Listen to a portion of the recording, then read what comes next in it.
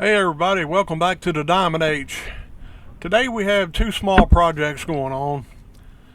The first one is to replace the steps that I took off to get access to the suction filter underneath the tractor. I just felt it was going to be a whole lot easier to get underneath there and get out without steps being in the way, so I had taken them off prior to doing the hydraulic service. So I'm putting those back on today. It's 5 bolts. Actually, it's 4 bolts and an anchor nut is all it takes to take it off, put it back on.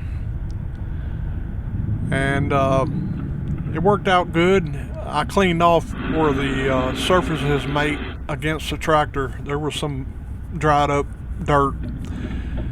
And you leave that grit in there and it'll squashy around and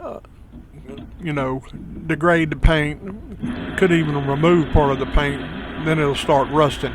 So I just went ahead and cleaned it off while I had it off before I put it back on. The second project today is topping off the hydraulic fluid to the correct level. The other day when I had changed the fluid and the filter, I had to stop in the middle of it because we had a family emergency, and it sat there and drained for about 3 hours. 3 or 4 hours. It sat there and drained for a long time until I could get back to it. And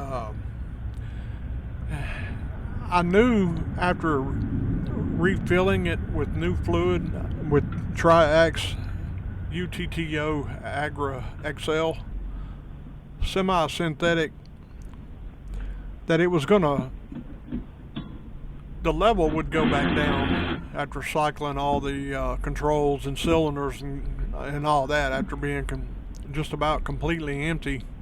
But I'll explain a little bit more about that, what's going on in that portion of the video coming up next.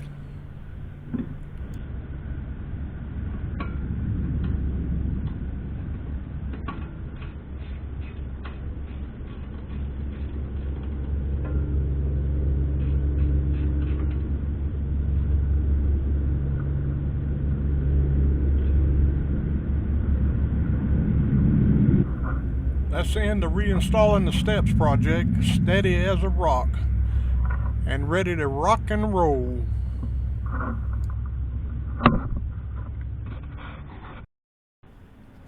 As I was explaining a little earlier, I needed to top the fluid off, and I knew the level was going to go back down, even though it was perfectly level after initially cranking the tractor back up and cycling everything. I knew it would go back down again. And it did. So when I originally put the fluid back in it the other day, I used a battery powered fluid pump and didn't have to lift anything. I stuck the tube in the fresh tractor transmission fluid, hydraulic fluid, and pumped it into the rear of the tractor. And then when that first 5 gallons ran out, stuck it in the second one and carried on till it got full. But today I decided I was just going to pour, because I didn't actually know exactly how much fluid I was going to need to pour back in it. So I decided to do it manually instead of dragging all the everything else out. Well, that 5-gallon bucket, as you will see, did not fit. So I ended up getting one of my containers that I use for fluids, and I put about a half a gallon in there, and it took that first half a gallon, and I ended up putting another gallon and a quarter in it.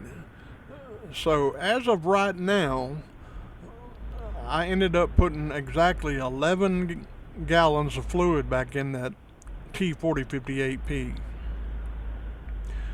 And the level is perfect where it's supposed to be.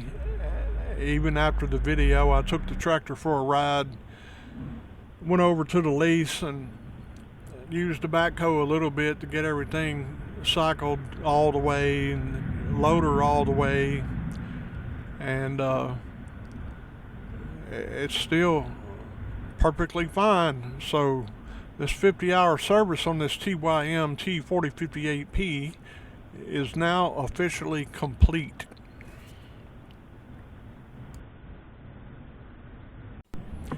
I should have put a light under here to video this, but I didn't realize it was so dark. I could still see it really well, but it's kind of hard to see the glass window where the fluid is, but I drew some circles and arrows, and maybe it'll show up a little bit easier. And it's also at an angle, so it's kind of gill-flirted looking, but I just wanted to show you that the level was perfectly fine.